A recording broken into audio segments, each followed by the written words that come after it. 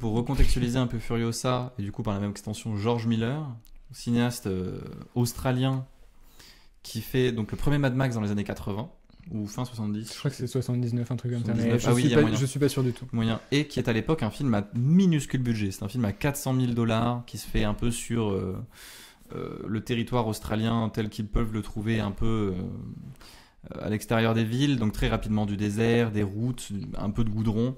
Miller casse sa propre voiture pour le bien du tournage tellement il y a pas de thunes. Magnifique. Et le film est une réussite extraordinaire financièrement. C'est pendant longtemps le film qui a le meilleur chiffre d'affaires, c'est-à-dire que le plus rentable, c'est ça, jusqu'à ce qu'il se fasse voler la palme par le projet Blair Witch, donc quand même pendant près de 14 ans il garde la palme.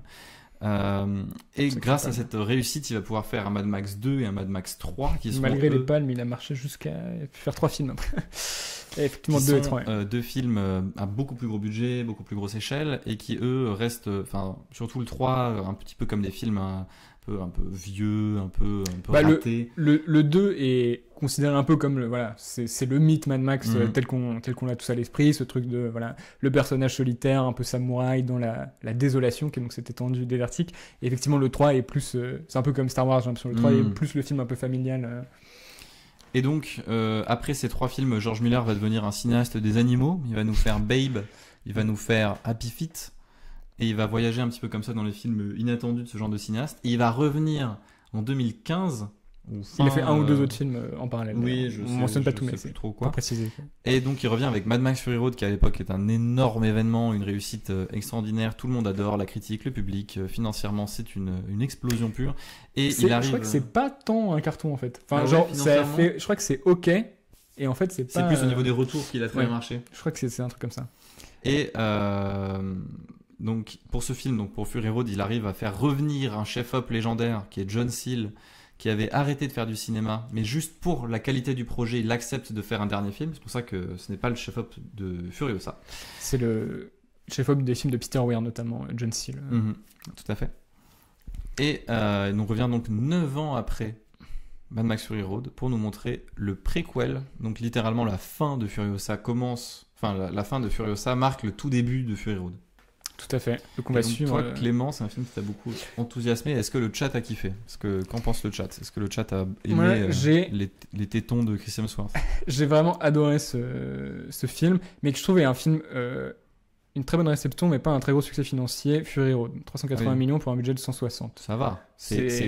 Oui, c'est un bon succès, mais c'est pas extraordinaire pour les ricains, quoi. Oui, c'est ça, je pense. Exactement. Et non, en fait, mais Fury Road, je trouve que c'est un film vraiment passionnant et qui dialogue, je trouve, extrêmement bien avec Fury Road. Parce que c'est deux films qui... j'ai l'impression que quand on a vu les bandes annonces, on s'est dit, bon, ça va être un peu Fury Road bis, sachant que Fury Road marchait aussi sur une espèce de... On n'a jamais vu ça, et du coup, quel était l'intérêt de faire un autre film, etc.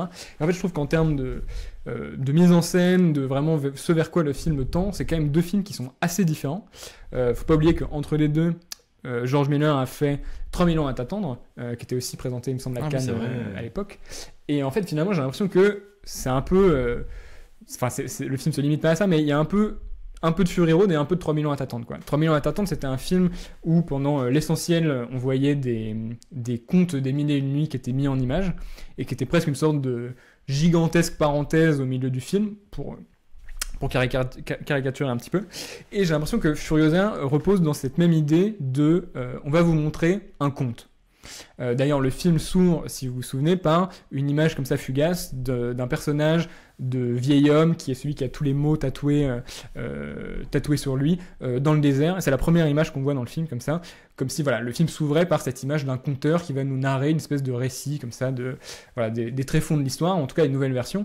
Et c'est quelque chose auquel Miller tient beaucoup, parce qu'il parle tout le temps de l'idée de revisiter des mythes un petit peu connus. Max c'était un samouraï, ou ça pouvait être comme ça déjà interprété comme une figure un peu qu'on avait déjà vue. C'est un peu la symétrie de Fury Road, ce qui est assez courant pour les suites de Miller, tout en étant dans la continuité thématique de 3 millions. Exactement, ouais. Mais c'est vrai on voit qu'il s'est posé la question de comment faire un film après Fury Road qui soit en même temps dans l'ADN et en même temps qui soit pas juste une nouvelle itération de ce qu'il avait proposé. Et je trouve que la structure du film raconte ça. Déjà, elle est découpée en chapitres, ce qui participe à ce truc un petit peu un petit peu... J'étais distrait, vas-y. Je trouve que Miller a refusé avec Furiosa à faire une grande suite avec suffisamment de différences et de ressemblances pour revenir 10 ans après le sujet Mad Max. C'est ce que Cameron n'a pas su faire avec Avatar. A réussi à faire une grande suite, du coup. Oui, ok, c'est oui, corrigé, oui. A réussi à faire une grande suite. Et bah, exactement, en fait, ce que je trouve beau, c'est que... donc voilà, comme j'ai dit, c'est une sorte de conte. C'est-à-dire qu'on va... Le film est chapitré, comme ça se passe sur, je crois, une dizaine d'années à peu près. Et il y a cette idée que voilà, on va prendre le temps en fait d'explorer toutes les choses que Fury Road ne faisait qu'esquisser, parce que Fury Road était, on pourrait dire au sens strict, un film d'action, ce qui n'est pas le cas de Furiosa. Il faut 1 heure pour que la vraie scène d'action, typiquement Fury Roadienne, celle qu'on vient d'apercevoir dans la bande-annonce, ait lieu. Et il y a plusieurs moments avant, je pense notamment à une séquence où en fait la première attaque qu'on voit sur un War Rig, Dementus l'observe de loin et en fait on ne participe pas du tout à la scène d'action, quoi. C'est vraiment vu depuis voilà, un point de vue distancé. Et il y a d'ailleurs plein de petits échos comme ça, je pense notamment à une séquence où brièvement on a les personnages en ombre chinoise sur une toile de tente qui peut évoquer ce côté un peu récit, tu vois, ancien, en tout cas voilà, comme un mythe qui était ressorti.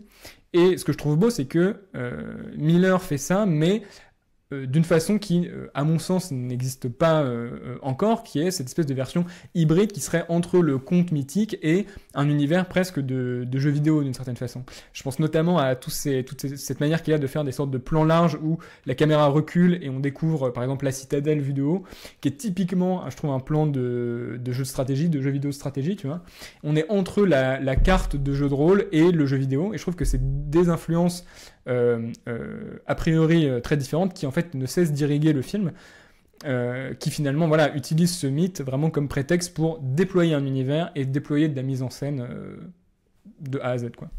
Moi, je vous avoue que je suis pas hyper emballé par le projet Furiosa, enfin par le projet, non pas nécessairement, mais par en tout cas ce que le film a fini par donner, parce que en effet il se propose comme étant quelque chose de divertissant, mais de pas divertissant comme Fury Road pouvait l'être, qui était un pur divertissement de mise en scène, quoi, vraiment de pure matière qui s'emballent, qui interagissent les unes avec les autres. Fury Road, c'était à peine un scénario, un aller, un retour en véhicule qui ne s'arrête quasiment jamais, avec donc le désert de Namibie, il me semble, oui, ils n'avaient pas pu tourner pour en Australie décor. à l'époque. Et vraiment, l'enjeu de George Miller et de John Seale, donc le chef-op à ce moment-là, c'est faire ressortir la réalité de cet environnement, en fait. C'est pas uniquement des véhicules qui vont rouler devant un fond vert, c'est tout le sable qui est mis en mouvement, les corps qui s'éclatent, les voitures, les rochers, le soleil qui brûle. Et je trouve que dans Fury Road, c'était absolument maîtrisé. Ici, c'est pas le projet du film, mais en effet, le résultat est beaucoup plus lisse, beaucoup plus, donc comme tu l'as dit, du côté de l'univers graphique que du ressenti du réel de la matière. Je pense que peut-être c'est venu du fait que Fury Road était une catastrophe écologique en production, et que donc il a peut-être dû se dire ok, on va essayer de faire un film qui soit un peu plus éco-responsable, on va dire, pour le dire grossièrement. Et que malheureusement je trouve que le film ne réussit pas à donc retrouver une sève unique. C'est un peu la scène de tornade de Fury Road pendant 2 heures. Oui, c'est un peu vrai. Pendant 2h30 en plus. Et surtout, moi, le plus gros problème que j'ai avec Furiosa, c'est donc scénaristiquement ce qu'il essaie de développer. Toi, l'univers, etc., t'as dit que ça te plaisait beaucoup. Il se trouve que dans Fury Road, l'univers était présenté très, très, très subrepticement. Et c'est pour ça qu'on avait beaucoup aimé le film à l'époque, critique comme public. C'est-à-dire, il suffit d'un plan pour comprendre un espace. Il suffit d'un mot pour comprendre Gastown. Voilà, c'est pour ça que ça s'appelle d'une façon aussi simpliste, parce que les gens viennent de Bullet Town, ils viennent avec plein de balles sur le corps. Bullet Farm, ils viennent avec plein de balles attachées sur le corps. Bon, on a tout de suite compris. Alors que là, le film donc avec tous ces petits éléments qui ne servaient dans Fury Road qu'à contextualiser rapidement, Furiosa se retrouve avec tous ces trucs-là à essayer de leur donner une vie, à essayer de les mettre réellement en jeu. Et donc on se retrouve avec quelque chose de très simple, quoi. Il y a 3 villes, il y a la Citadelle, il y a Bullet Farm et il y a Gastown. Et donc, bon, ok, on a compris, il y a ville 1, ville 2, ville 3. Pétroville en français. Et donc, on se retrouve avec ville 1, ville 2, ville 3. Une sorte d'existence qui est pas du tout plausible, un univers qui m'intéresse pas vraiment, auquel j'ai pas envie de m'intéresser. Et le fait que donc l'accès du film ce soit développer une mythologie, d'étoffer un scénario, des personnages, c'est pas quelque chose qui m'intéresse du tout, parce que ce genre d'univers là il est beaucoup moins riche que beaucoup de choses qu'on a pu voir récemment. Même si un Dune m'excite tout autant, l'univers de Dune me ravit plus, quoi. Tout de suite découvrir des factions, des villes, même si les planètes se ressemblent un peu, il y a un plaisir scénaristique qui n'est pas présent dans Furiosa. Donc, si le projet seul de Furiosa, c'est de développer l'univers de Mad Max, ça me semble être un projet un peu minime et un peu dommage. Mais le film lui-même, je pense, enfin, j'ai l'impression, l'acknowledge avec le générique de fin qui est constitué donc d'images de Fury Road, comme pour dire, ben voilà, c'est un peu l'entrée, quoi. C'est les œufs maillots avant le plat, c'est le petit truc à se mettre sous la dent avant le vrai morceau principal que George Miller lui-même a compris. Fury Road, c'est un chef-d'œuvre, il l'a compris, quoi. Moi, je suis pas tout à fait d'accord. Enfin, en fait, je comprends que ça puisse être une réserve, mais pour reprendre un peu dans l'ordre, notamment sur la question de l'organicité, je rebondis sur quelqu'un disait que la photo était moins organique. C'est tout à fait vrai. Il y a effectivement, enfin, Furiosa s'aventure beaucoup plus du côté d'une sorte un peu d'étrangeté numérique par endroit. On sent que c'est un monde qui est factice, mais j'avoue que moi, je trouve ça plutôt cool que Miller se soit affranchi de cette espèce de fausse promesse de Fury Road qui était on a tout fait en vrai, alors que je pense que si on compare ce qu'ils ont tourné et le film final, il y a la moitié de l'image qui est différente. Oui, bien sûr. Donc moi je suis content qu'il se soit dit non, on se débarrasse de cette espèce de couverture et non, on fait vraiment le film que j'imagine en tête. On parlait de ça avec Coppola et je trouve qu'il y a un peu ce même sentiment grisant de dire il a imaginé de A à Z ce monde qu'il a pu ensuite construire. Et donc moi ça me dérange pas du tout qu'il y ait effectivement une forme d'artificialité, puisque il y a vraiment cet esprit, on ouvre le livre d'histoire et on regarde un peu les illustrations, etc. Donc moi ça me dérange pas du tout. Mais en même temps, par rapport à ces enjeux de matière, moi je trouve que c'est là que peut briller une forme de travail dystopique politisé, c'est-à-dire de rappeler que la destruction d'un monde, c'est le retour du rapport à la matière des êtres humains, qu'on perdrait toutes ces facilités technologiques qui nous ont permis un peu de nous éloigner de ça, et que c'est pour ça qu'aussi reste cette sorte de rapport à la technologie, aux voitures très presque érotisées, parce que c'est un peu la seule chose qui permet d'élever les hommes face au désert pur. Et c'est ce qui était très présent dans Fury Road, et maintenant de retourner sur un aspect très impalpable de cette matière, fait perdre tout d'un coup tout cet élan-là, quoi. Et là où je suis pas trop d'accord non plus, c'est que pour moi cette enfin même s'il y a pas, enfin comment dire, les éléments de cet univers intrinsèquement sont pas forcément du jamais vu, je trouve que le film est extrêmement riche et construit vraiment son univers par une accumulation de détails qui pour le coup sont tous extrêmement spécifiques. C'est-à-dire, oui, j'ai déjà vu un grand méchant barbare du type de Dementus, mais j'en ai jamais vu un comme Dementus, avec cette cape qui change au fur et à mesure, qui est faite d'un bout de parachute, qui peut nous raconter à elle seule beaucoup du personnage, qui se balade avec l'ours en peluche qui rappelle sa famille qu'il a perdue. Je pense à un moment que j'adore dans le film, enfin qui est anecdotique, mais où Dementus ordonne à un de ses hommes d'enlever son équipement, et le mec répond non mais moi je réponds que des ordres de l'Octoboss, et là en un plan il y a ce mec qu'on n'avait pas vu, qui était en fait dans le fond des plans depuis le début du film, qu'on découvre comme étant en fait d'une importance quasi égale à celle de Dementus, et d'ailleurs ensuite c'est ce mec là qui se fait prendre dans les espèces de rotors et qui du coup crée cette espèce de truc en forme de pieuvre à l'arrière du camion, bref. Et je trouve que le film avance comme ça vraiment avec une espèce de richesse infinie qui fait que cette version-là d'un mythe de vengeance qui en lui-même n'est pas original, je ne l'ai jamais vu, et j'ai l'impression que Miller en permanence utilise ce carcan-là pour inventer des scènes, inventer des personnages, inventer des détails, ce qui fait que moi j'ai revu le film et c'est pas je l'ai revu avec beaucoup de plaisir parce que je trouve qu'il y a suffisamment de matière pour que le film gagne à être revu, quoi. Mais là où je trouve qu'en plus le bas blesse, c'est que il a toujours une mise en scène qui est toujours aussi affûtée. Les scènes d'action sont toujours aussi intéressantes, et même il se permet de travailler un peu plus la matière du temps. Il y a plusieurs plans qui comme ça travaillent le temps long et les véhicules dans l'espace, mais que cette science n'est pas utilisée beaucoup dans le film en fait. J'ai l'impression que beaucoup du temps du film est accordé plutôt à la description de l'univers, qui encore une fois me paraît pas très intéressant, et que cette sorte d'épure qu'avait Fury Road en termes de scénario lui permettait aussi de transporter des valeurs donc politiques un peu plus intéressantes, qui étaient de l'ordre, qui sont pas hyper prononcées non plus, mais je veux dire il y a quand même une forme d'existence, même la part du féminisme aussi me paraissait plus importante dans Fury Road, parce qu'il y avait aussi une appréhension enfin il y avait ces différents types de femmes. Il y avait les pondeuses, donc ces femmes qui sont vouées à donner des enfants à Immert Tanjo qui dirige la citadelle. Il y avait donc les personnages de Furiosa, des vieilles femmes qui sont restées au niveau de la Terre Verte désolées. Et donc, on considère l'existence de la femme non pas comme une forme d'idée, d'essentiel, alors que là, il y a dans Furiosa une sorte de volonté de transporter la femme, toutes les femmes, vers l'homme, de rendre en fait, de donner à toutes les femmes cette sorte de valeur très testostéronée, très virilesque et viriliste. Comme si justement, en fait, c'est comme ça qu'on ramènerait la femme vers l'homme à une égalité, ce serait de les rendre tous les deux dans les valeurs de la violence, dans les valeurs de faire rouler des grosses bagnoles et faire tutut, quoi. Mais t'as, en fait, tous les personnages féminins que tu voyais dans Fury Road, tu les retrouves dans Furiosa. Mais il n'y a T'as pas, aussi y a les pas du tout. pondeuses, enfin, t'as quand même. Mais elles sont beaucoup plus absentes du film. Là, en tout cas, ce qu'on vend dans Furiosa, c'est les femmes comme étant de vraies femmes dès qu'elles sont des personnages violents. Non, mais t'as la même chose dans Fury Road pour moi. Je veux dire, Non, le personnage de nécessairement. Furiosa, il s'affirme par sa violence et sa combativité. Oui, mais ensuite, il y a d'autres il y a d'autres profils qui existent, en tout cas dans Fury Road, qui sont tout aussi pertinentes et intéressantes. Enfin, même si elles sont pas très développées non plus, hein, je dis pas le contraire, mais... Par ailleurs, les scènes d'action, quoique moins systématiques, sont quand même époustouflantes à mon avis. Les deltaplanes, c'est excellent. Bah, C'est quoi les deltaplanes déjà? C'est l'attaque du... Ouais, du Warrig.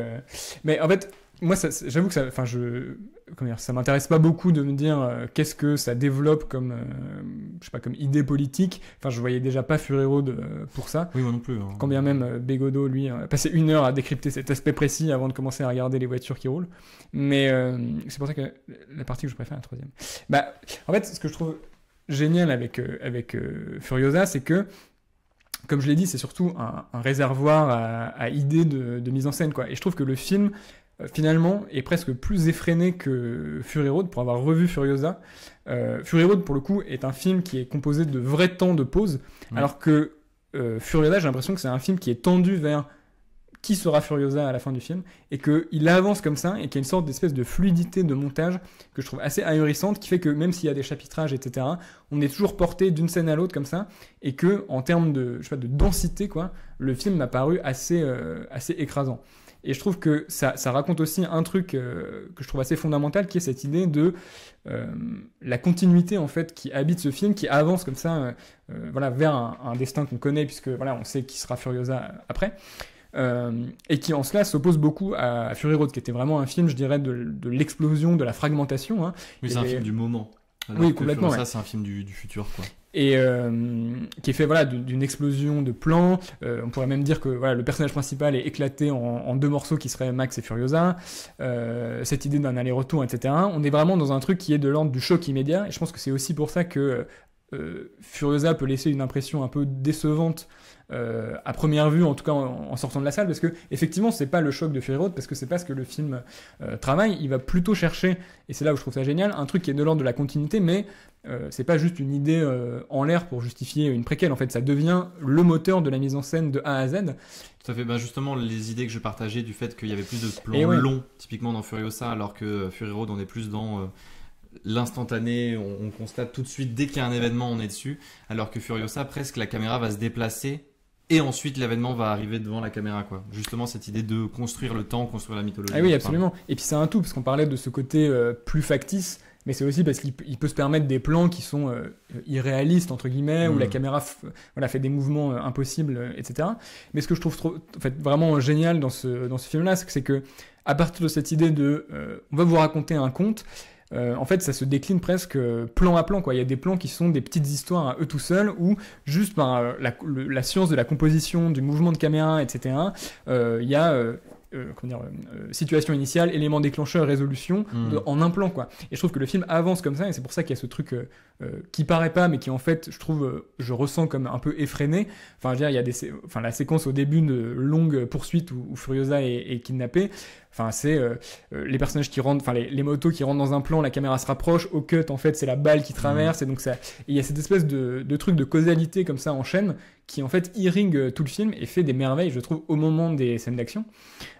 Dans Fury Road, on avait une action, un plan ou une action, plusieurs plans, ce qui est pas, encore une fois, c'est pas mieux ou moins bien, mais c'est juste, c'est juste différent. Alors que là, on a vraiment une idée de continuité, comme on l'a dit déjà, où la caméra va se déplacer, on va avoir toujours presque cause et conséquences au sein d'un plan, ou alors, et je trouve que là, sur la séquence au bout d'une heure de film, qui est vraiment l'attaque du Warrig, ça se déploie à 100%. Ça marche notamment pour l'entente entre les deux personnages, parce que donc Furiosa chemine avec Praetorian Jack, qui est un conducteur de Warrig, et je trouve que là-dessus, par exemple, pour dessiner l'entente entre les deux personnages, je trouve que Furiosa est beaucoup plus intéressant, réussit à mon sens mieux que Fury Road sur ce point, parce que tout passe par une espèce d'idée de Furiosa fait un truc, donc Praetorian Jack peut faire un autre truc, etc. Et cette espèce de duo s'incarne vraiment par la dynamique qui préside au découpage de la scène. Et il y a cette sensation, en fait, de voir une action qui vraiment se déploie, qui je trouve est beaucoup plus présente dans ce film-ci. Mathieu parlait du plan avec le deltaplane, et c'est effectivement un de mes moments préférés, où on voit en un seul plan une moto qui arrive près du Warrig, le passager de la moto se met en arrière, et en fait on comprend peu à peu ce qui est en train de se passer, c'est-à-dire qu'il se met en arrière, il déploie un deltaplane, la caméra monte avec lui et ensuite se déplace pour voir un autre deltaplane qui jette un projectile, et le film est construit comme ça sur... En fait, je trouve finalement est vraiment plus riche au niveau de ces scènes d'action que Fury Road, quoi, parce que c'est une série d'enchaînements comme ça hyper bien chorégraphiés.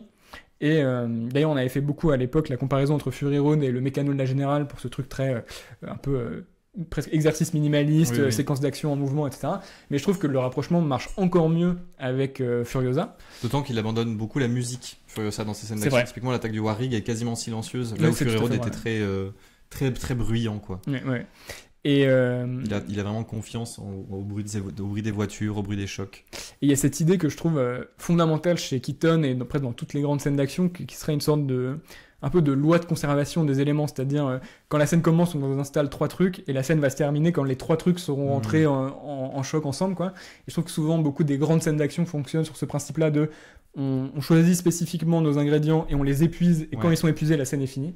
Je pense toujours, ça plaira à Mathieu, à une scène on se fait la valise docteur de Bogdanovich où il y a une poursuite en voiture et la voiture s'approche de deux mecs qui tiennent une vitre. Donc on se dit évidemment, la voiture va péter la vitre, et il y a tout un enchaînement de péripéties, et la scène se termine au moment où la vitre éclate, tu vois.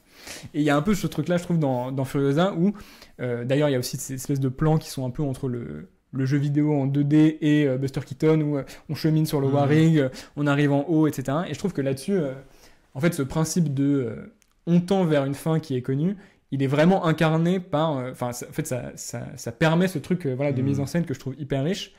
Et en plus, je trouve que le film n'est pas inintéressant sur cette question un peu du mythe, entre guillemets. Alors, qu'est-ce que tu nous dis sur cette loi-là, la course-poursuite initiale avec récupération des roues, de l'essence, changement des motos et du grand art. Je suis d'accord, moi, c'est ma scène, c'est mon moment préféré, c'est vraiment le début du film. Toute cette poursuite-là, je la trouve assez extraordinaire. Et tu vois, on parlait de Dementus, et je trouve que c'est un personnage assez intéressant, puisque finalement, c'est un personnage de grand méchant, mais qui est jamais à la hauteur de son propre mythe, quoi. Il y a un truc inhérent de décevant en fait chez lui, où il est très dans le show avec ce truc un peu populiste, etc. Il fait des grandes annonces, mais en fait à chaque fois qu'il s'empare d'un truc, il n'arrive pas à le gérer, donc ça lui échappe, et donc il est obligé de se réinventer en permanence en changeant de couleur ou en se donnant des surnoms comme ça différents.